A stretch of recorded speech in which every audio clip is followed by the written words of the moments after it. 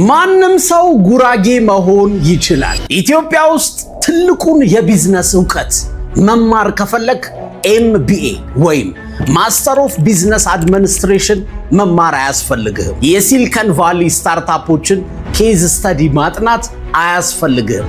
ቋጣሪ ብለህ የምትጠራው ጉራጌን ማወቅ በቂ ነው። ሰሜኖቹ በመሪነት በውጊያ ይታወቃሉ። ኦሮሞዎች የአቴናውያንን ዲሞክራሲ በሚመስለው የገዳ ስርዓት ይታወቃሉ። ጉራጌዎቹን ግን የሚገልጻቸው አንድ ቃል ነው፣ ሐስል የሚለው ጥረት፣ ስራ፣ ልፋት።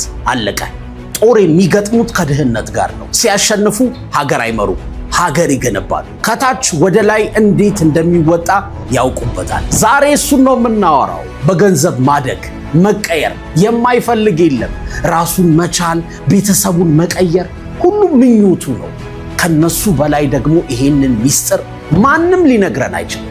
ከዚህ ቪዲዮ በኋላ ስለ ገንዘብ ያለ አስተሳሰብ እስከ መጨረሻው ይቀየራል። ከኛ የሚጠበቀው ከጉራጌ የምንማረው ስማርት ሐሳቦች መተግበር ብቻ ነው። የምናወራው ነገር ህይወት ላይ እንዲሰራ ከጉራጌ መወለድ አይጠበቅብህም። ጉራጌነት አስተሳሰብ ነው። ከተመቸህ አንተም እኔም ጉራጌ መሆን እንችላለን። ጅንስ መልበስ ምርጫ አይደል? በቃ የጉራጌ ማይንድሴት መያዝም ምርጫ ነው። ብልጥ ሰው እንኳን ከወንድሙ ከጠላቱም ይማራል። ቻይናን እስከ መጨረሻው የቀየራት መሪ ደንግ ሺያኦፒንግ ምንድን ያለው? ዶሮዋ ጥቁር ትሁን ነጭ ትሁን ዋናው እንቁላል መጣሏ ነው አይደል ያለው? ህይወትህን እስከ ቀየረው ድረስ እስከ ጠቀመህ ድረስ የሰማኸውን ነገር ከማንም ይምጣ ተግብረው። ራስህን ክፍት አድርገው። ከዛ ህይወትህ ላይ ተአምር ታያለህ። ፕሮፌሰር ባህሩ ዘውዴን ጨምሮ ብዙ የታሪክ ተመራማሪዎች ጉራጌዎችን ከአውሮፓና አሜሪካ ላይ ካሉ አይሁዳውያን ጋር ያመሳስሏቸዋል። አንደኛ ሁለቱም ሴሜቲክ ናቸው። ሁለተኛ አይሁዶችም ሆነ ጉራጌዎች በቁጥር ትንሽ ናቸው። ሶስተኛ ሁለቱም የፖለቲካ ስልጣን ጋር ማንም አያስጠጋቸውም። አይሁድ ሆኖ መሪ ወይ ፖለቲከኛ በአሜሪካም በአውሮፓም ብዙ አታገኙ። ጉራጌዎችም ኢትዮጵያ ውስጥ በፖለቲካ ስልጣን ብዙም የሉበትም። አራተኛ ሁለቱም ትልቅ ቢዝነስና የሀብት ኢምፓየር መገንባት ላይ ጂኒየስ ናቸው። ዓለም ላይ ካሉ 400 ቢሊዮነሮች ውስጥ መቶዎቹ አይሁዳውያን ናቸው። 100 ህንዳዊ ወይ ቻይናዊ ወይ እንግሊዛዊ ዝርዝር ውስጥ አታገኙ። አይሁዶች በቁጥር በጣም ትንሽ ቢሆኑ በሀብት ግን ተወዳዳሪ የላቸው። ጉራጌዎችም እንደዛ ናቸው። በቢዝነስ ስኬት ከህዝብ ቁጥራቸው ትንሽነት አንጻር በጣም ብዙ ናቸው። የአፍሪካን ትልቁን የንግድ ማዕከል መርካቶን ከመቆጣጠር ጀምሮ ግዙፍ የቢዝነስ ኢንቨስትመንቶች ላይ ጉራጌዎች ከፊት ይሰለፋሉ። ምንድነው የስኬታቸው ሚስጥር? እሱን ነው አሳጥሬ የምነግራችሁ። ጉራጌዎችን ሀብታም ያደረጋቸው ሚስጥር ቃል በቃል The Richest Man in Babylon በሚለው መጽሐፍ ላይ ታገኙታላችሁ። ይሄ መጽሐፍ በታሪክ እያዋዛ ዘመን የማይሽራቸው የሀብት ማግኛ ጥበቦች፣ ፕሪንሲፕሎች ወይም መርሆችን የሚያስተምር ነው። እሱን መጽሐፍ አንብቤ እኔ ተቀይሬያለሁ፣ ምስክር ነኝ። እናንተም አንብቡት። የመጽሐፉን ጮማ ሐሳብ ግን ከጉራጌዎች አስተሳሰብ ጋር አገናኝቼ ልንገራችሁ። ወደ ሀብት በምናደርገው ጉዞ 3 ደረጃዎች አሉ። አንደኛና የመጀመሪያው ገንዘብ ማግኘት ነው። የመጀመሪያው ስቴፕ ያው እዚህ ደረጃ ላይ ለመውጣት ካንተ የሚጠበቀው ስራ መስራት ነው። ጉራጌዎች ሲጀምሩ ሊስትሮ ሊሆኑ፣ ሱቅ ጠባቂ ወይ እንጨት ፈላጭ፣ የጉልበት ሰራተኛ ሊሆኑ ይችላሉ። አንተ ደግሞ 18 ዓመት ተምረህ ስራ ትቀጠራለህ። ከዛ ገንዘብ ማግኘት ትጀምራለህ። አብዛኛው ሰው እዚህ ደረጃ ላይ ለመውጣት ብዙም አያቅተውም። ከባዱ ቀጣዩ ደረጃ ነው።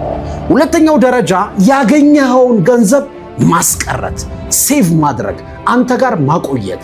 ጉራጌዎች እዚህ ጋር ነው ብርቱ የሚሆኑት። ግዴታ ካልሆነ በቀር ገንዘብ አያወጡ።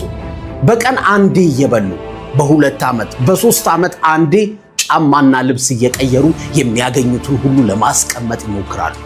እንደውም ከጉራጌ ገንዘብ ከምታገኝ ከድንጋይ ደም ብታገኝ ይቀላል ይባላል። ገንዘብ ማግኘት ብቻ ሳይሆን ማስቀረትንም ያውቁበታል። ይል የተባለው ዩኒቨርሲቲ ባደረገው ጥናት በአይምሮ ከላቁ ወይም ስማርት ከሆኑ ሰዎች በላይ በስሜት የላቁ የበሰሉ ሰዎች በገንዘብና በህይወት በጣም ስኬታማ ናቸው ይላል። ይሄ ማለት ከአይኪው ይልቅ ኢኪው ይበልጣል ማለት ነው። ኢኪው ማለት ኢሞሽናል ኢንተለጀንስ ወይም የስሜት ብስለት ማለት ነው። ለትልቅ ዓላማ ብለህ ጊዜያዊ ስሜትህን መቆጣጠር ማፈን ማለት ነው። ሎንግ ተርም ወይም ለረጅም ጊዜ ለሚጠቅም ነገር ብለህ አሁን ካልገዛሁት፣ አሁን ካላደረግኩት የሚለውን ውስጣዊ ፍላጎትን ወደ ጎን ማድረግ፣ መናቅ፣ መተው ማለት ነው። ጉራጌዎች በዚህ አይታሙም። ስሜታቸውን ማዘግየት፣ ራሳቸውን መቆጣጠር ይችሉበታል። ትኩረታቸው የማገኘውን ገንዘብ እንዴት አድርጌ ራሴ ጋር ላስቀረው የሚለው ነው። ሴቭ ማድረግ ብቻውን ግን ሀብታም አያደርግም። ወሳኙ ሶስተኛው ደረጃ ነው። ሶስተኛው ደረጃ ገንዘብህን ማባዛት ነው። መጀመሪያ ገንዘብ ታገኛለህ፣ ያገኘኸውን ታስቀራለህ፣ ከዛ ያስቀረኸውን ገንዘብ ታባዛለህ። ማባዛት ማለት ያስቀመጥከውን ገንዘብ ተጠቅመህ ሌላ ገቢ የሚያመጣ ነገር ላይ ማዋል ማለት ነው። ኢንቨስት ማድረግ ማለት ነው። ለምሳሌ አንድ ሊስትሮ ጫማ ይጠርጋል፣ ገንዘብ አገኘ፣ የሚያገኛትን ሳንቲም ሴቭ ያደርጋል። ያኔ ያቺ ሴቭ የምትደረግ ሳንቲም ኮምፓውንድ ታደርጋለች፣ ትጠራቀማለች። ከዛ የሆነ ሰዓት ተንቀሳቃሽ ሱቅ ወይም ሱቅ በደረቴ ለመክፈት የምታስችል ብር ትሆናለች። ያቺ ሱቅ በደረቴ የምታመጣውን ብር ሴቭ ይደረጋል። እሷ ስትጠራቀም አነስተኛ ሱቅ ታስከፍታለች። በዛ ውስጥ መርካቶ ላይ ሰው ማወቁ፣ ኔትወርክ መፍጠሩ፣ ዕቃ በብድር ማግኘቱ እንዳለ ሆኖ ማለት ነው። ያቺ ሱቅ አድጋ ትልቅ ማከፋፈያ ትሆናለች። ያ ማከፋፈያ ቅርንጫፍ ይኖረዋል። ከዛ ከተረካቢነት ወደ አስመጭነት ማደግ ይመጣል። በዚህ ሁሉ ውስጥ ግን ይሄ ሊስትሮ የነበረ ሰው አንድ ቀን እንኳን ሲዘንጥ አታዩትም። ውድ መኪና ሲነዳ አታዩትም። ክለብ ሄዶ ብር ሲበትን አታዩትም። ዱባይ ሲዝናና ዕቃ ሲሸምት አታዩትም። ብልጭልጭ ነገር ስለማያጓጓው አይደለም፣ ዓላማውን ስለሚያስቀድም ነው። ገንዘቡን ሁሉ ነገው ላይ ነው ኢንቨስት የሚያደርገው። የሻርክ ታንኩ ኢንቨስተር ኬቨን ኦሊሪ እንደሚለው ጉራጌ ገንዘቡን እንደ ወታደር ነው የሚያየው። የሱ ገንዘብ ሄዶ እንዲማረክ አይፈቅድለትም። እንደውም የሱ ገንዘብ ሄዶ ተዋግቶ አሸንፎ ሌሎች ገንዘቦችን ማርኮ እንዲያመጣ ነው የሚያደርገው። እንደ ጀግና ወታደር ማለት ነው። ይሄ ነው ማባዛት ማለት። ታዲያ ከዚህ ምን እንማር ካላችሁ የምታገኘው ገቢ ሴቭ መደረግ አለበት። ኒድ እና ወንት የሚባለውን ነገር ለይ።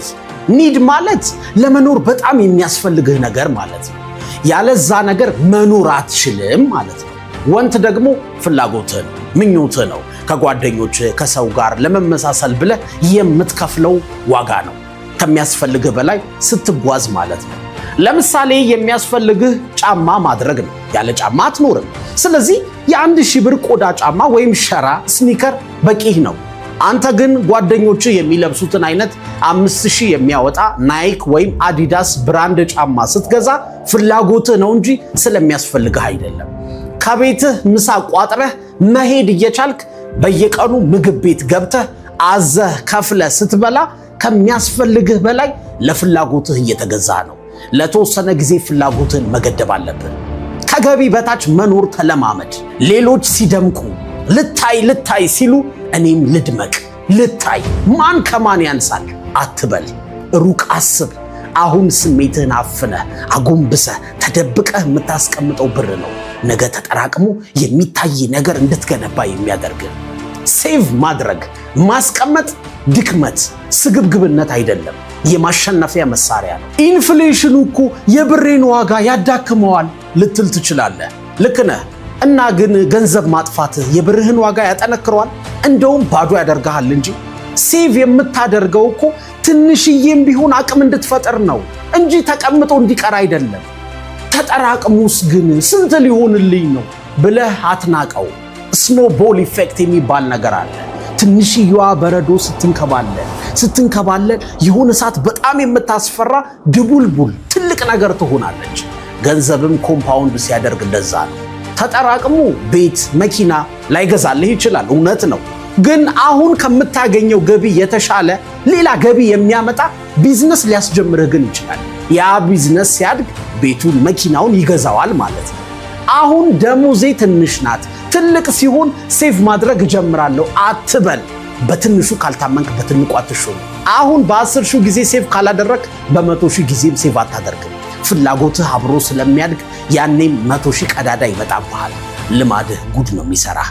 ፍላጎትን መገደብ፣ የምታገኘውን ሁሉ ማስቀመጥ ካሁኑ ተለማመድ።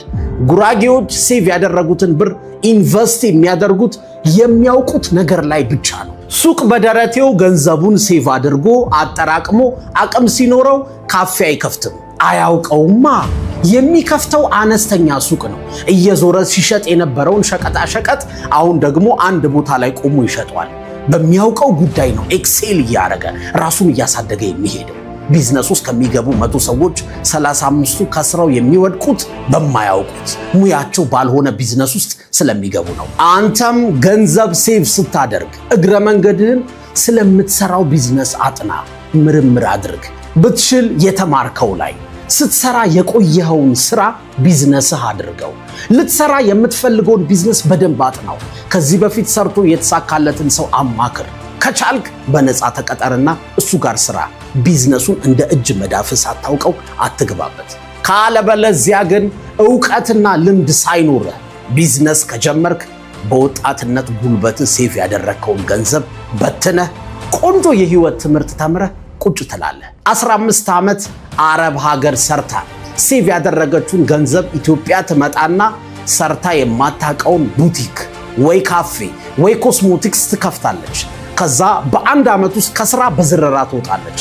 ከዛ ኢትዮጵያ ውስጥ እኮ ቢዝነስ አያዋጣም ትላለች።